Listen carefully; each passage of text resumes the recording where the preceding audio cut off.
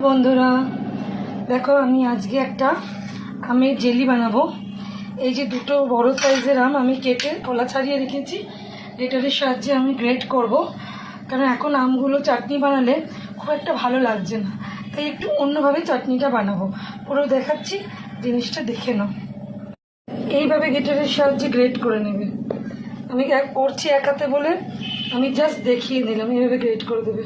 দেখো, দুটো এই আমের আটি পুরোটাই যে বার করে নিয়েছি, এই যে বসিয়ে দিয়েছি জায়গা। এবার এটাকে আমি বসাবো। ওকে, ফোড়নে দেবো মৌরি। মৌরিটা ফোড়নে দেওয়ার পর আমটা এর মধ্যে দিয়ে দেবো।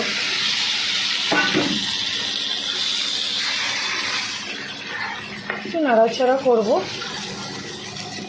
করে এর মধ্যে একটু নুন আর একটু হলুদ দেবো। বেশি হলুদ লাগবে না, অলরেডি আমগুলো এখন পাকা পাকা হয়ে গেছে, তো হলুদ হলুদ হয়ে গেছে।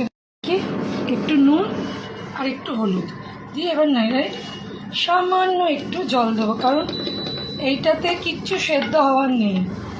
তো মানে ওই যে আম এখন না, মানে কাঁচা যেগুলো পাওয়া যাচ্ছে আদা পাকা, ওই আমের চাটনি খেয়ে সুখ নেই, বুঝলে? এইভাবে বানাবে, খেতে মজা লাগবে। অল্প একটু জল দেবো, অল্প একটু জল দিয়েছি, নুন হলুদ দিয়ে। ঢাকা দেওয়ার প্রয়োজন হবে না, কেন এমনিতেই সেদ্ধ এটা। একটুখানি ফুটে উঠুক, তারপর আমি চিনি মেশাচ্ছি। 2 গ্রামে 100 গ্রামের মতন চিনি লাগবে, বুঝলে? তাই সেই পরিমাণটা তুমি করে নেবে, কেন কেউ তো মাপ নিয়ে বসে থাকে না ঘরে।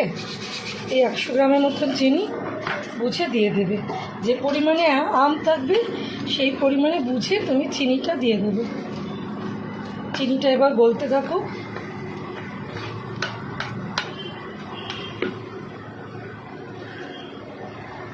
দেবো একটু শুকনো লঙ্কার গুঁড়ো,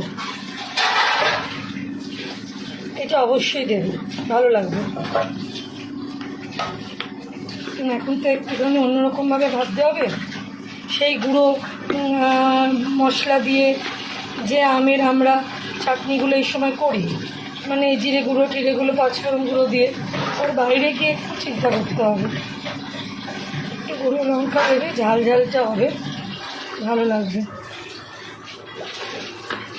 দেবো একটু কাজু আর কিশমিশ, দিয়ে দিলাম। দিয়ে এবার জিনিসটাকে মেশাতে থাকবে। একটারই কাজু কিশমিশ কিন্তু দেবে না, পরিমাণ করে দিও।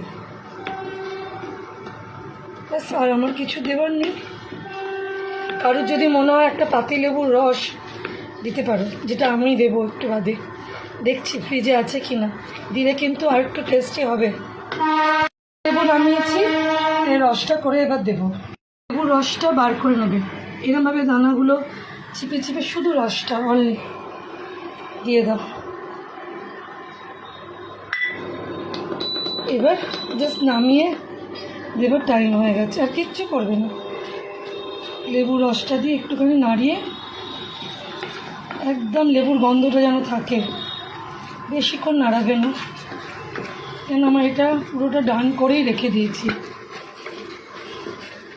ব্যাস, শুধু লেবুটা একটুখানি পুরোটার সাথে মিশিয়ে দিলাম। এবার নামিয়ে দেবো আমার আমের চাটনি। এই চাটনি করো, সবাই চেয়ে চেয়ে খাবে, গ্যারান্টি আমার।